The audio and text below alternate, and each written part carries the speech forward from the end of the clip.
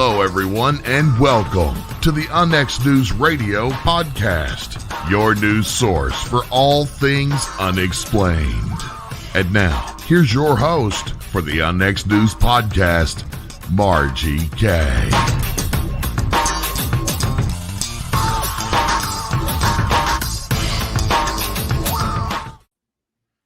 Good evening, everyone who's listening to this show live, and also hello to anybody who listens to it at a later date, because these are recorded and kept online and on my YouTube channel. You can always visit that for other events and trailers and radio shows, so please check it out. And I'm with my cohort or co-conspiracist this evening, Mr. Race Hobbs. He is the engineer for this program. Thanks for being with me this evening, Race, because we're going to talk about a few things. How are you doing? You're welcome. It's good to be on your show again, Margie. Well, at least on this side. That side, yes, yeah. Absolutely. And you've always been behind the scenes. You're usually behind the scenes. It's a better place to be for this. I'm not a big TV guy. Right. I've got the face for radio, right? Like, yeah. You know what I mean? Oh, you definitely have the radio voice. That's for darn sure. Thank you very much. We need to. Well, I'll tell you what. Should we make the big announcement about? Sure, you can go ahead. Yeah, for sure. Up? Okay. Well, this was just decided today. My radio show. Real breaking news. I mean, literally just moments ago. Yes, just minutes ago.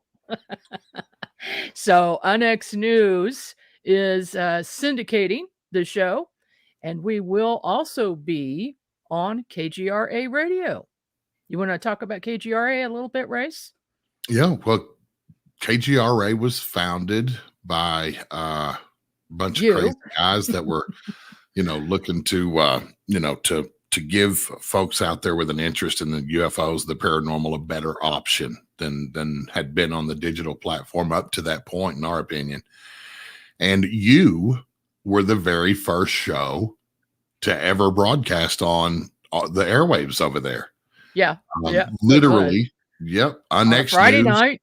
Yep. Yeah. It was a Friday night. I produced the show personally. I remember it like it was just a few days ago. But you were the first program to ever go. We were the GRA back then, which was, abbreviated for the Global Radio Alliance. And then just a short time after that, we were able to get our FCC call letters and became KGRA right after that. So once that took place, we took off like a rocket. And we've been grinding away ever since. It is it's a crowd-funded radio station and always has been. We have taken no investment. We've had so many opportunities but taken no investment money from anyone outside or any corporations or any, big radio conglomerates or anything like that. It's always been grassroots. I've always said from the lint in our pockets, because it's just been a collaboration of folks that have put things together and worked together to make something that is not going to be controlled by anyone else that has some sort of a subversive interest.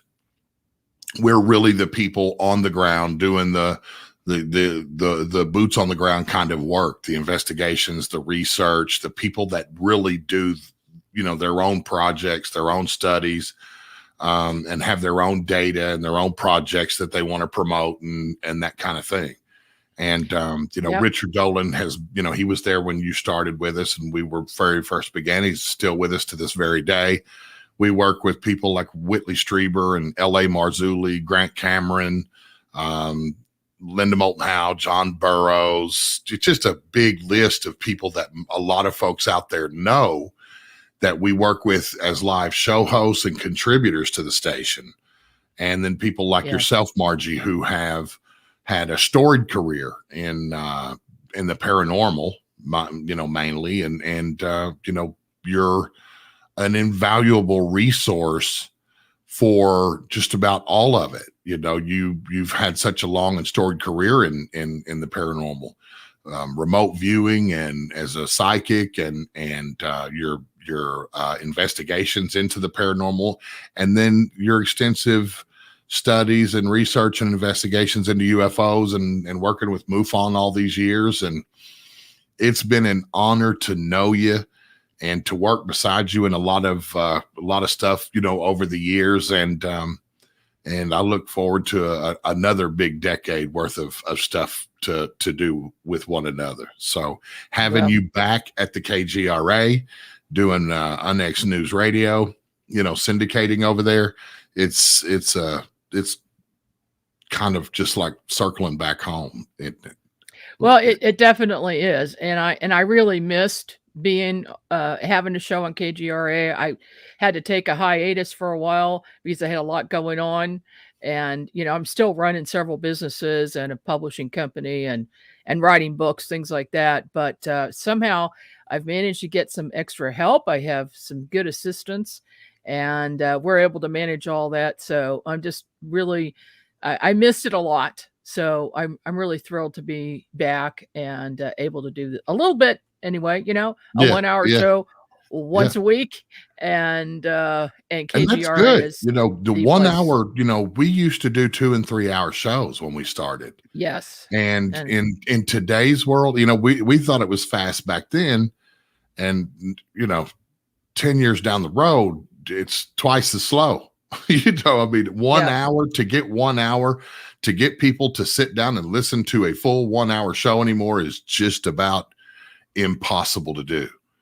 I mean, they can do, you know, an hour, but sometimes they break it up into 2 or 3 segments, you know, on demand.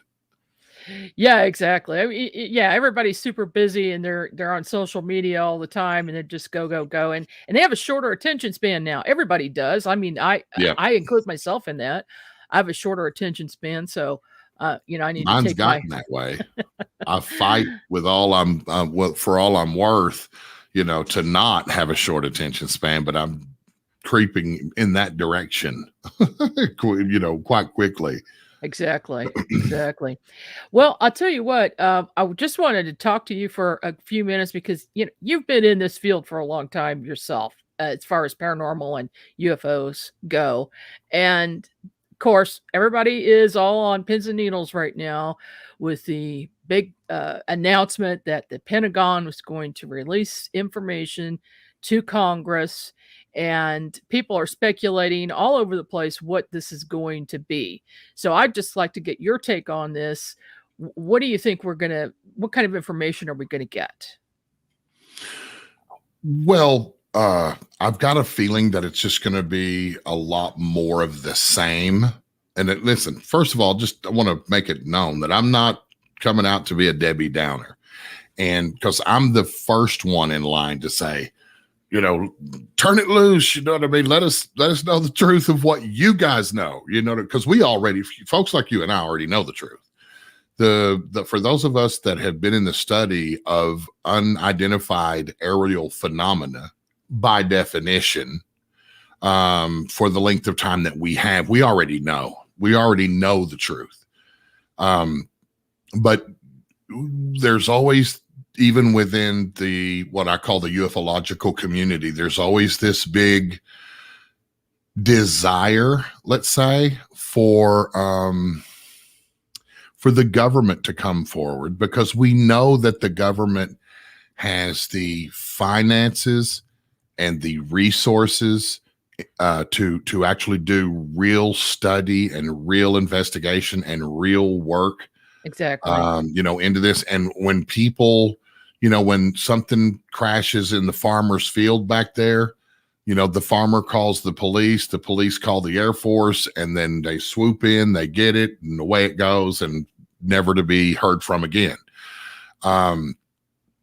I don't have any smoking gun or firsthand information whatsoever, but I do stand on the testimony of people like Gordon Cooper, astronaut Gordon Cooper, when he says that he had a team that was filming landings of arresting cable gear in the desert, and they had cameras, filmed a UFO land, raise up and take off and boom away. And he literally held the film up into the light and saw the UFO on the film, reeled it back up, put it in a pouch, handed it to a Colonel Courier, and it flies away, never to be seen from again. The point I'm trying to make is we know that there are videos, very clear videos, not this stuff you see on the network news today, not the stuff that you see, you know, in these documentaries that are floating around. I'm talking real high definition, very sharp, very clear photography and video of UFOs, of true unidentified objects, physical objects of manufactured unknown origin that are defying our known laws of physics, and they come and go in and out of our airspace whenever they want, right, wherever they want, with impunity. And there's no question about that. We have empirical, admissible evidence that absolutely is irrefutable, and that this has taken place. So I presume that what we will get in this document dump to the public, the declassified stuff that the public is going to get to see, will be a little bit more of the same. I think the declassified stuff that we won't get to see, that will remain, you know, unredacted, but still able to be seen by, you know, these oversight committees, will have a little more meat on the bone. We do know that there were closed door hearings over 2 years ago regarding this subject. I'm speculating that they never stopped. They've been doing it for, you know, decades. They did it in Jimmy Carter's time. They did it, you know, in Nixon's time. Sure. So I think it's just something that continues on, these closed door hearings, because, you know, Trump comes out. It's kind of funny that he comes out and he announces the creation of this Space Force. And I was like, you know, I talked to some of my closest colleagues out here, and I was like, man, it almost feels like right around the corner, they're going to come out and say, you know, there's these objects moving around and we don't know what they are, and we need to get our, you know, our stratosphere secured. You know what I mean? We need to get up there. That felt like real purposeful and timed to me, because there are a lot of credible people who believe or have knowledge of the fact that we've had a Space Force for a long time. I mean, you know, back to Reagan at least. So, but for them to come forward with it and say, oh, we're going to have this Space Force now. That makes you wonder. Definitely. It does. It does. It even raises my eyebrows right at this moment when I even think about a Space Force. Just received a message on my Skype, just a DM from Carol Rosin herself. You know, someone who has been big about disarming space. And she, you know, she continues to advocate for, you know, no weapons in space and that kind of thing. Margie, honestly, I don't know. I really don't know why we would. I mean, if we weaponize space, it's going to be because of us. It's going to be because of our adversaries. I don't think it's going to be, because honestly, if aliens or intelligent life was coming and going here, and has been since probably before time, if they were going to do something, it looks to me like they already would have. That's exactly that's my thought on if they're so much further advanced than we are, whatever this intelligence is, whether it's interdimensional or intergalactic or whatever, they're so much further advanced. They would have taken us out already if they wanted to. There would be nothing we could do about it. It just seems logical that's the case, because I mean, one could present a pretty compelling case that you could essentially go back to the Bible for UFO reports. A book that was written, over 2,000 years ago. And there were reports of columns of light in the sky, and the story of Ezekiel and the wheels in the sky and the wheels inside of wheels. Bushes that burn, that don't scorch. There's just a lot of amazing supernatural stuff that, we attribute to what a 3-letter word we call God, which that means a lot of different meanings to many different people. But, the truth is, these are reports of supernatural things from natural people. And it goes way back beyond the development of drones and weather balloons and hot air balloons or lighter than air ships or anything. Exactly. It's not anything new. So it just seems to me, logically speaking, that there's always this argument that's been out there that I never thought of, and people much smarter than me did, and that's that if this is a dimensional thing, let's just say let's just say that the time travel thing is real. Like maybe these are human beings from far in the future, perhaps 1 million years in the future, or 100,000 years in the future, or whatever. What if these are creatures from the future that are coming and going back and forth in time? And, at some point they're going to come back and they're not going to be happy, and they're going to, do something to us. So, there's just always going to be this aspect of a human experience getting wrapped around something that seems truly unhuman or inhuman. I'm not sure which that is, but when you're thinking about it and considering it from a human mind and a human perspective and human experience, it just kind of seems like a dog chasing its tail a little bit when you're trying to say, well, there's this many races of extraterrestrials out there, and this many are friendly and this many aren't, or they're all friendly and there's no evil ones. And, it's kind of hard to say at this point, because how do you sort of palletize that? How do you absorb something like that? How do you unpack something like that mentally? And it's difficult and hold on to it, because Margie, there's so many different opinions.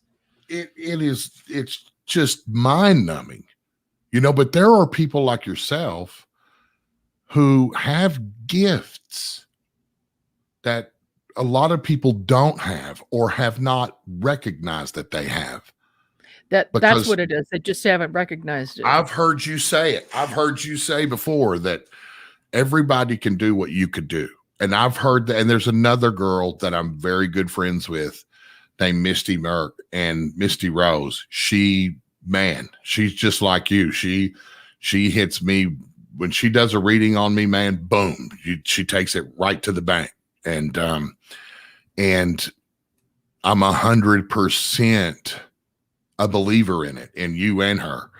And I know you have your good days where you're on and your bad days where you're off a little bit. You know what I mean? Just like any athlete or anyone with a gift that they share with us.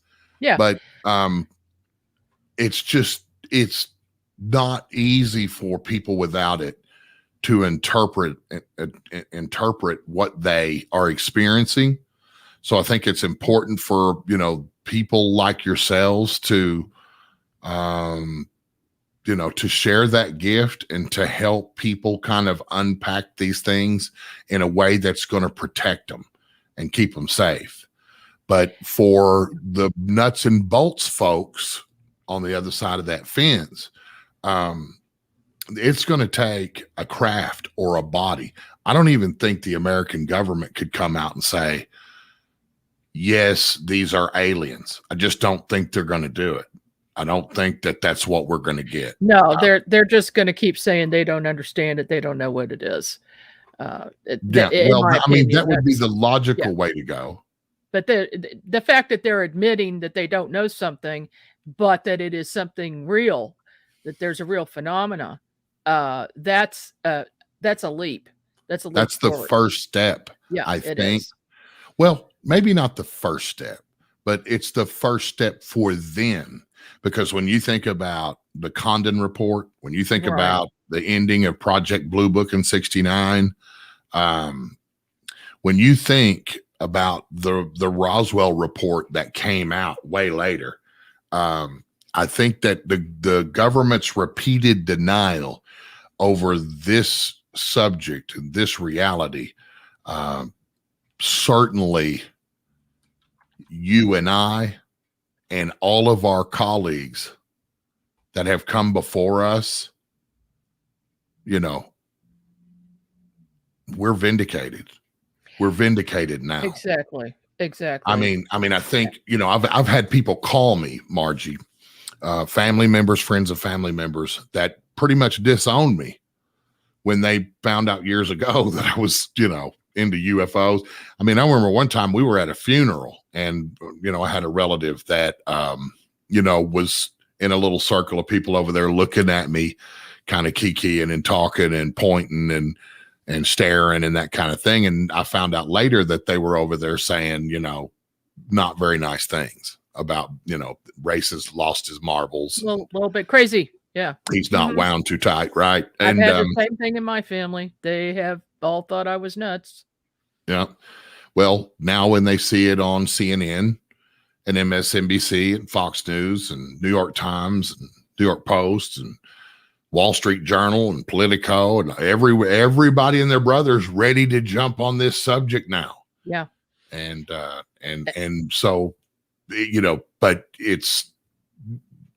I think it's important that they do, because, you know, the government has literally come out and said finally that these things exist. They don't know what they are. They don't know where they're from. They don't know what their intentions are. But as of right now, they haven't, you know, attacked us. They haven't presented a threat to us, although it's been reported that they've, you know, shut our missiles down, our intercontinental ballistic nuclear missiles down. And in Russia, there was a case where they literally started them up and they were, you know, spinning these missiles up to launch. And then they stopped at the last minute or whatever. Yeah, that's a scary thought. Well, when you think about a national leader of a superpower, a world superpower, having to consider calling up their adversaries and saying, look, our missiles for no reason have started a go status. And, you know, we don't know why. We have no idea why they have started. But we're working to start to stop them. We're working to shut them down. That's got to be a tough call to make. Yeah. Because then your opposition has to decide, are they BSing us, or should we start, you know, our retaliation protocols, you know, our response protocols to a missile launch. So, well, hey, we're going to have to take this up at a later date, because absolutely we've got lots of time. Thank you so much, Race. Yes, we're gonna have to do that, because I have a special guest that's only got a few minutes, and I'm going to bring him in right now. Okie dokie. Mr. Dr. Ian Punnett, host of Coast to Coast AM Radio. Thank you for joining us, Ian. Hey, I didn't know it's going to be on camera, so I'm sorry about that. Yeah. I just thought we were doing the radio thing. So it's radio and podcast. I didn't even comb my hair. So. Well, you look like the mad scientist, so that's perfectly fine. Well, actually, in my case, I was just cooking, so it was the mad science tree is going on in the kitchen. That's all. Oh, okay. Well, that's fair. Well, we have you on this evening because you are going to be our keynote speaker for the OZ UFO virtual conference this weekend. And you will be speaking tomorrow night at 7 p.m. at the conference. Can you give my audience just a little hint about what you're going to be talking about? Yeah.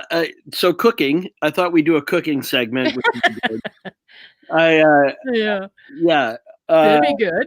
So I was going to change that from keynote to quinoa speaker, and I was going to be a quinoa speaker for tomorrow night.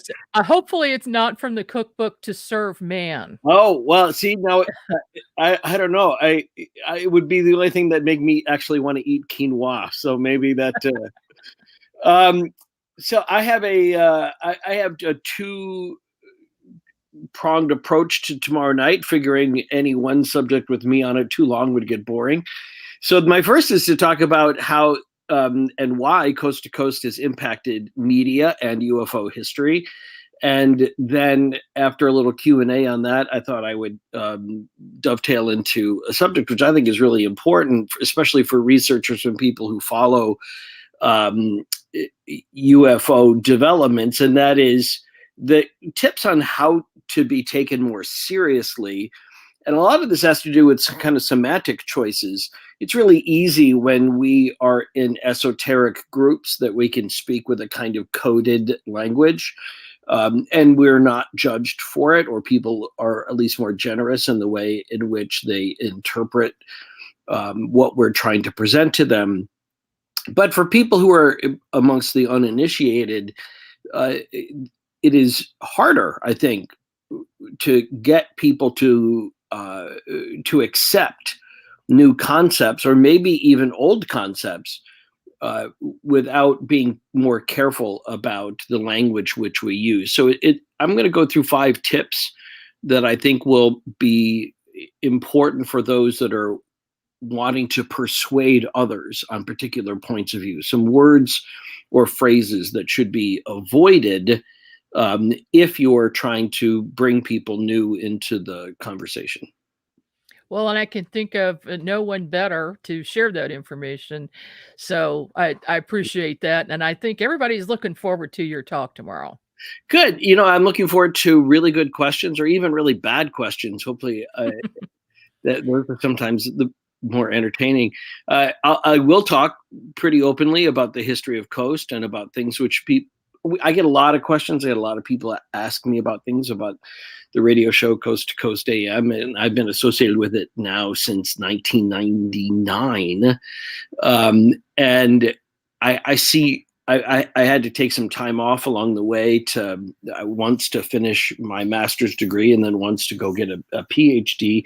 And each time I kept coming back because it's just so fun to host. It's so fun to be a part of that kind of conversation, as I know you experience, from your own work here and from your work with the conference. Yes, indeed. It's never a dull moment. Well, or when it is a dull moment, that's again, comes back to what to avoid saying, what to avoid doing. If you want to turn a otherwise fascinating conversation like the paranormal into something really dull, I think I may be able to help people avoid those curbs.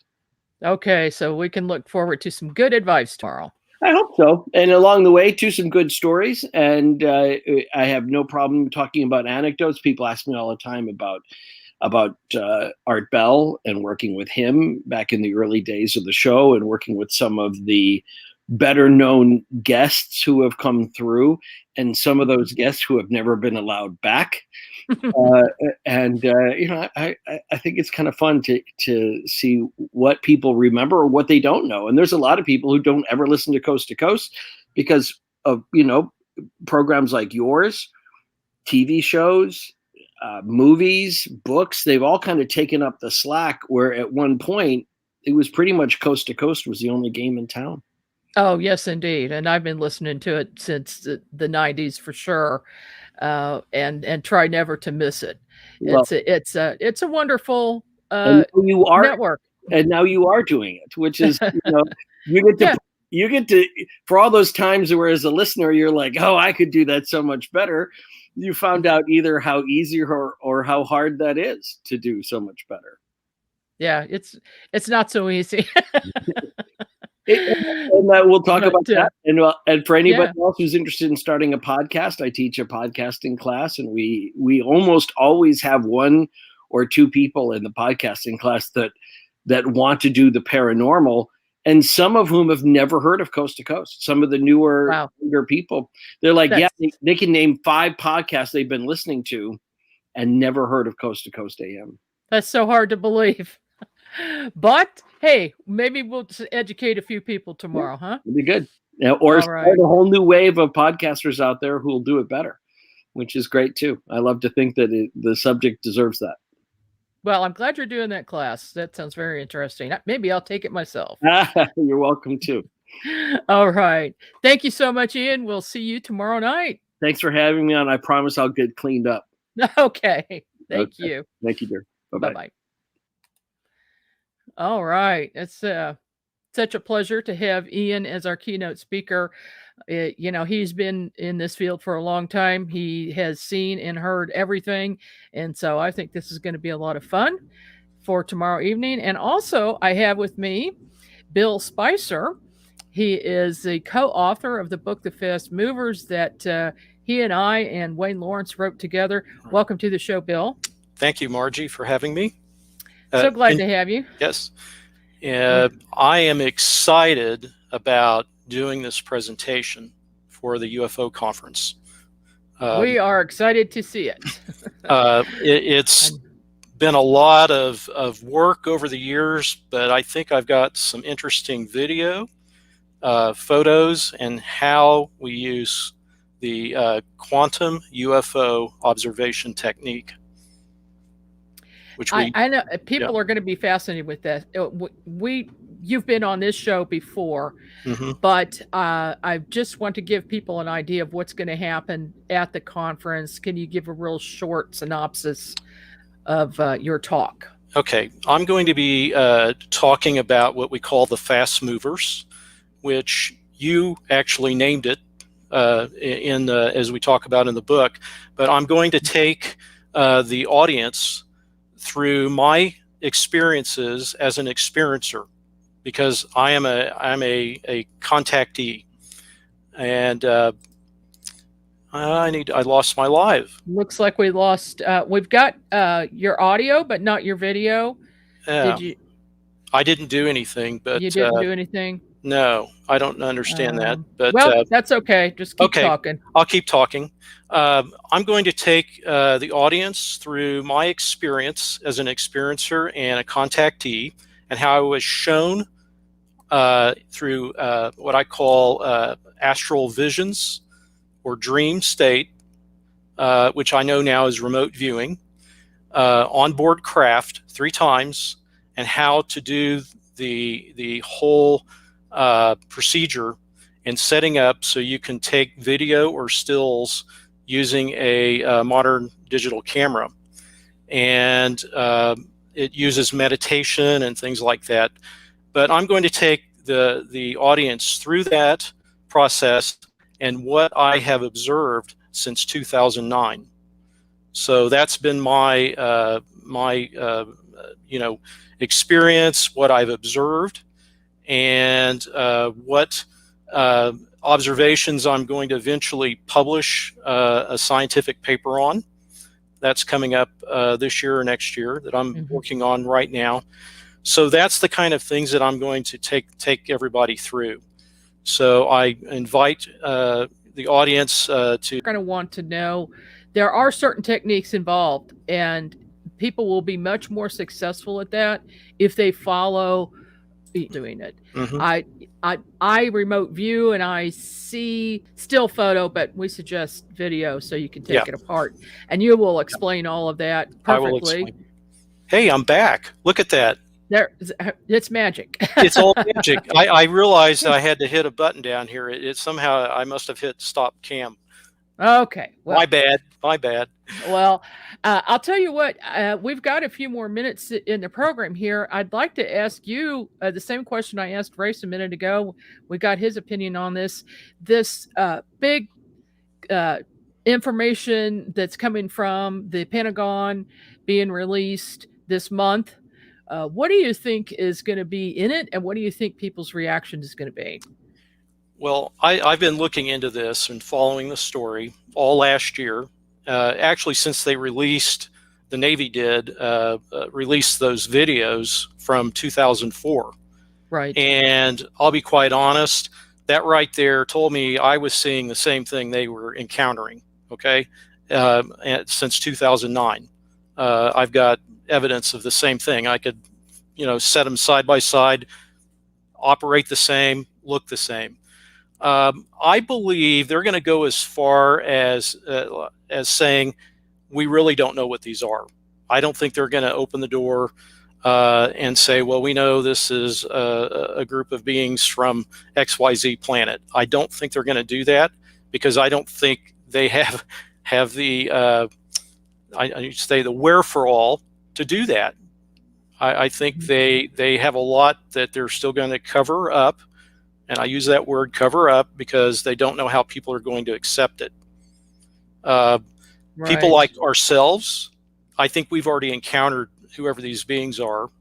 I believe they're multidimensional, and I will be showing some what I believe is evidence that they can do that and come through the portals that they create. And I've been shown that on a craft in one of my lucid dreams. I've been shown that. I didn't understand the technology then that they were using, but thinking back, yeah, it's starting to make sense. But as far as them coming out, other than showing, well, here's some more reports, I expect to see more video. I do think they'll release video. I do too. I hope they do. Yeah. Anyway. Now that it's been creeping out, in the last 3 weeks, more information. I've known from other sources that the encounters that people had and were never told to talk about it, that that I personally know people that have had that happen. So that's one of the things that I think they're going to go up to the point and then stop. They're not going to tell everything that they know. I just don't believe they're going to do it. Yeah.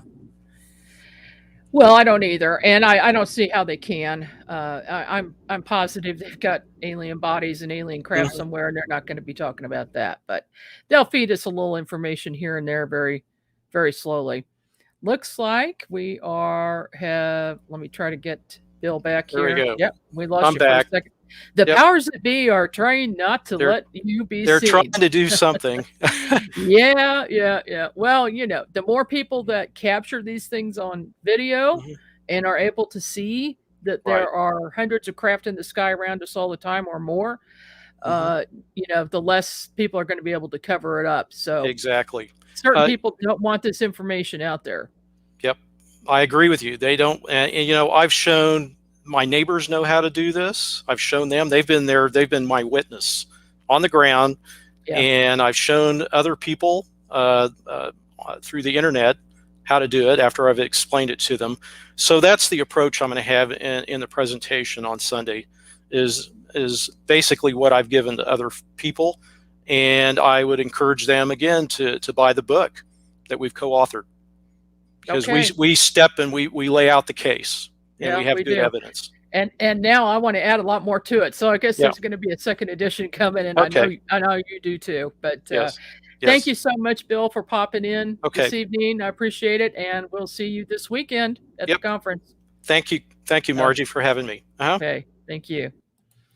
All right, that was Bill Spicer. He's a good friend of mine, and boy, when we wrote this book together, the three of us. We each came at it from a different perspective. Me from viewing high-speed UFOs with the naked eye, and Bill doing a kind of a combination of telepathic contact and then being able to take pictures, and he's become quite adept at that. And then Wayne learned from both of us, and he does both techniques. So it's been a lot of fun. I'm going to show the real short Oz UFO trailer here for a minute so everybody knows what the conference is about. And then if you have any questions or comments, please send them in to us. And here we go.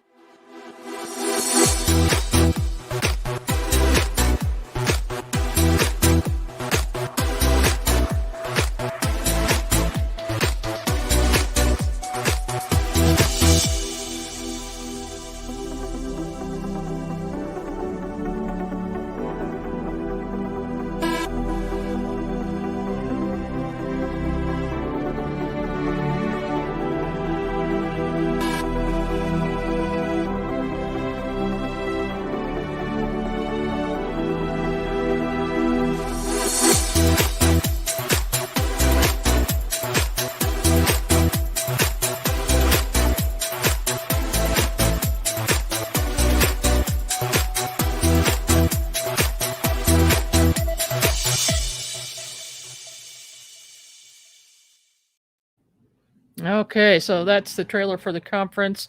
If you want more information, go to oz-ufo.com. And we have a few spots left for the conference this weekend, if you'd like to attend. And the nice thing about it is, if you can't attend, we're going to have the videos available for 3 weeks. So people can pop in and anytime they want and watch the videos. If it's, because we've got a lot of speakers on Saturday and then into Saturday evening and then all day Sunday. So it's going to be exciting. It is going to be exciting. I want to talk a little bit about some of the other speakers because what they have to say is very interesting. And I'll first talk about the Board Camp Crystal Mine. If you have not heard about this place, check it out on the internet. What you will not believe what has been going on there. Cheryl and Orville Murphy purchased this property out there, and they were just going to make a campsite. And then they discovered crystals on the site, so they decided to do crystal mining. But then that's when high strangeness kicked in. And I'm wondering, Race, if you have experience there, you investigated that site before I did, and I'm wondering if you would talk about that a little bit. I absolutely did. I was the first boots on the ground there to investigate that case, as a matter of fact. Okay. Matter of fact, the image that we're looking at, I created. Aha. I developed that image, and that's actually on a little booklet that they created as well. But that is an image of what they described seeing on the ridge back behind their property. Because when and you've been there too. So, when you're at their back porch, the ground actually drops down where it says experience the unexplained. That whole area goes downhill, and then it comes back uphill where you see those trees way back there. And I just tried to create what my mind's eye saw when they explained that to me just a few nights after it had happened. Mm-hmm. And so I went back with my case investigation, my preliminary investigation stuff, and that was the image. That's actually a photograph of their property, of the trees back there and everything. And then I just photoshopped the lights in there, and then I sent it back to them to get them to confirm with me, is this what you saw? And after a little bit of back and forth, that is exactly what they said they saw right there. And, but yeah, it was an amazing event for them. And then also for me, in the MUFON capacity, because I was working with the Mutual UFO Network SAT team at the time, and we deployed there, and it was a full-on magnetic trace case evidence investigation. And we found it to be an anomalous conclusion. It was just it was odd how the materials, everything that was metal within a 50-foot radius of this one spot, was magnetized. It was magnetized in a way that, you can imagine a normal pick that you would use to pick in the ground with, to loosen the soil. you put a compass to one end of the pick, and the compass would spin clockwise, and you flip the pick over and the compass would spin reverse clockwise. It would turn different directions. And if you pulled it away, it just pointed to the left. It would point away from it. If you flipped it over, it would point towards it. And so from that moment on, when I realized that was the case, we just did a sweep of the whole area. There were T-posts that hold barbed wire fence in the ground that were tilted out and twisted. And there was a metal cattle gate that went across the road that was twisted and pushed down. All the metal material that they use, the picks, the pins that they would use to drive into the ground with hammers and that kind of thing, that was all moved exactly. I think it was 4 or 6 inches in the same direction, because we could see from the rain, it had rained on their tools, and it kind of made a little bit of an impression. It washed the soil off of the tools, and it just settled on the mats around them. So when we got there, you could see that they had all been shifted in just exactly the same direction, the same distance. It was just a really interesting case. And then we went back for a follow-up investigation one weekend. We spent a couple of nights out there. I saw a red light in the woods that I could not explain. I also heard a huge crash through the woods over by the landowner and another investigator. Just a lot of anomalous. It's just a spooky place, man. It is just really, it's beautiful. It is the Ouachita National Forest down there. And it's, it's a beautiful, pristine landscape. But man, when the sun goes down, the hairs go up. That should be their tagline, Race. That's a good one. Yeah, and I agree. I've been out there, and I've got to get Cheryl and Orville on the show to do an in-depth interview with them. And how did things go when you went down there, Margie? I mean, how did the investigation go with your team? Craziness.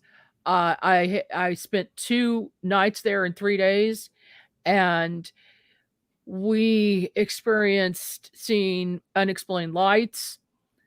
We experienced seeing there's a ball that they put out on a table that's kind of deflated, and we heard a smack, like a big hand smacked it, but you couldn't see anything, and it flew up in the air 15 feet. That happened 3 times. My REM pod, all of my equipment I brought with me was off the charts. There's definitely something happening there, and I want to get back down there, but I know they've had a lot happen since, and Cheryl and Orville are going to show pictures. They're going to show some videos, and it's just a really fascinating place, and I think everybody's going to love hearing Margie, about it. I really hope that you can come down and we can sneak down there and spend a couple nights. Yeah. Because,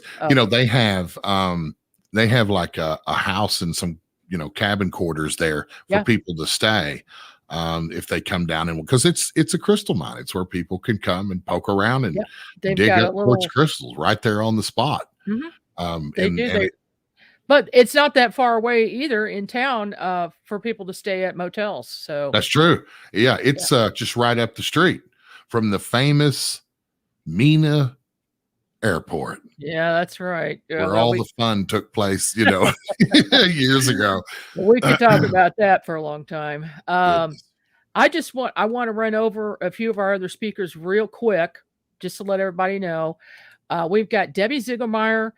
Of course, everybody knows who Debbie is, and with this picture might give you a hint. She is the director of the MUFON Underwater Research and Recovery Team. She's also the state director for Missouri MUFON, and she is on the MUFON Board of Directors. And she's going to talk about UFOs in the Caribbean.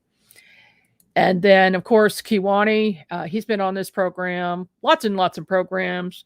He's going to talk about the UFO and Sasquatch connection. So we have the gamut here. We have a lot of different subjects. Kim Carlsberg, She is local. She's a good friend of mine. Kim is used to live in Hollywood, California. She was a makeup artist and worked on some big shows out there. She is an abductee and experiencer, and she's going to talk about her experiences. Terry Lang, which should be a name that everybody knows. Terry is on the MUFON board of directors, and she is going to talk about her experiences and her book called Alien Healing. Fred Zooey is the assistant state director for Nebraska. He's also a good friend of mine. Fred has had his own contact experiences, and you're going to enjoy his talk. He is a very open, aware, he's psychic and runs the gamut and very spiritual. He's had experiences that you need to hear about. And then Mr. Ray Hernandez from the Conscious and Consciousness Contact Institute. That group is a group of academics. They have done studies on conscious contact with interdimensional beings, and you are going to love hearing from Ray. He is fantastic.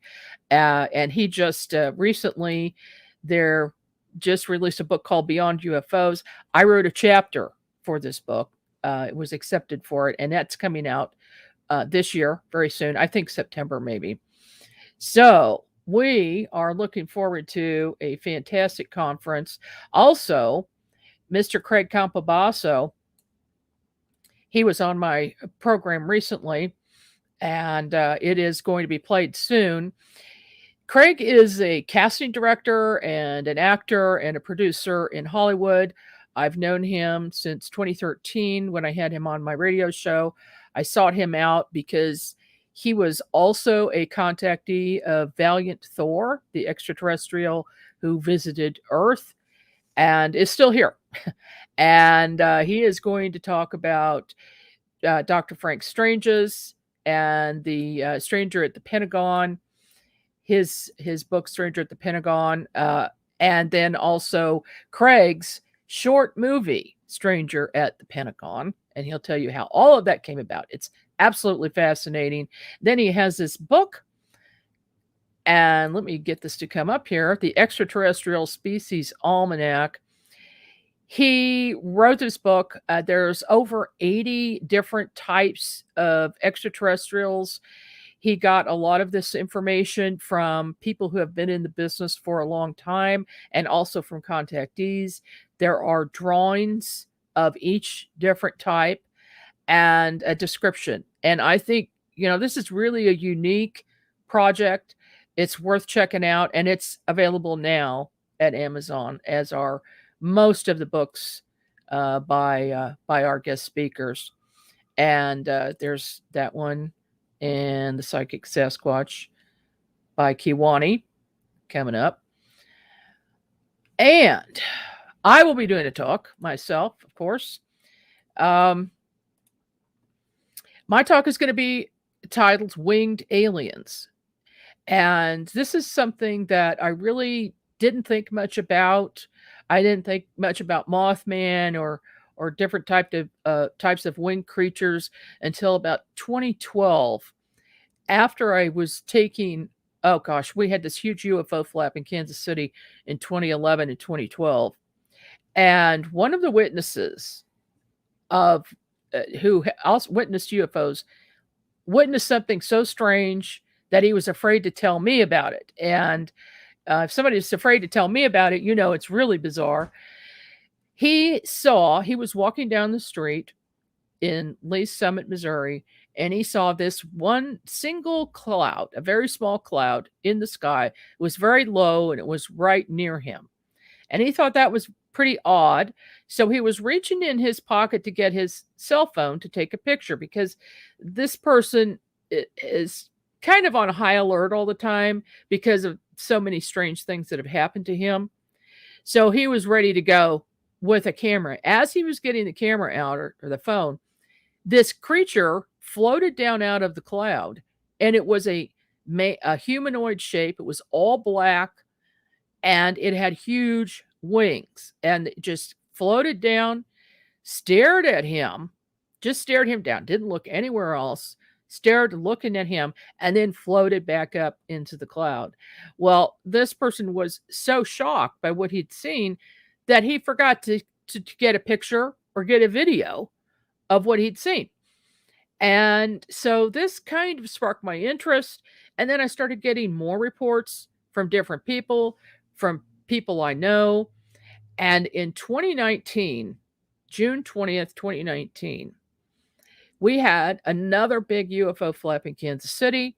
And this time it was mass sightings all over the city.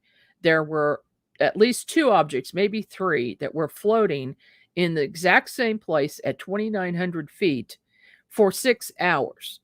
The whole city was in an uproar. Everybody was calling the news media. They were reporting to MUFON. They were reporting to the National UFO Reporting Center. And we needed to find out what was going on. But amongst, in with all this, in with the UFOs, and we caught fast movers on film as well around these objects, were people reporting giant winged creatures. So I thought, what's going on here? We have UFO sightings and we have people reporting giant winged creatures. Now, I knew a couple of these people, so I knew they were credible. The others I didn't know. I interviewed them. They sounded extremely credible. They didn't want any publicity, and they didn't know each other. So here are all of these people coming from different corners talking about seeing giant flying creatures flying overhead. Some of them said it looked like a pterodactyl. Some of them said it looked like a human with large wings, like a bat, or like bat wings in most cases. Or they saw something flying in a tree that looked gigantic, and they would hear these horrible screeching sounds. So that's going to be my talk for tomorrow, and I think you're going to find it very interesting. Tell you what, folks, an hour goes by pretty fast. Thank you so much, Race, for your chiming in this evening. You're welcome. Really enjoyed that, and always appreciate your thoughts. And to my listeners, we will be we'll have a live show or a recorded show every Friday at 5 o'clock. The time has changed to 5 from now on, and we will be on KGRA. So watch for that. Watch my website, margiekay.com and unxmedia.com. Thank you. See you next time.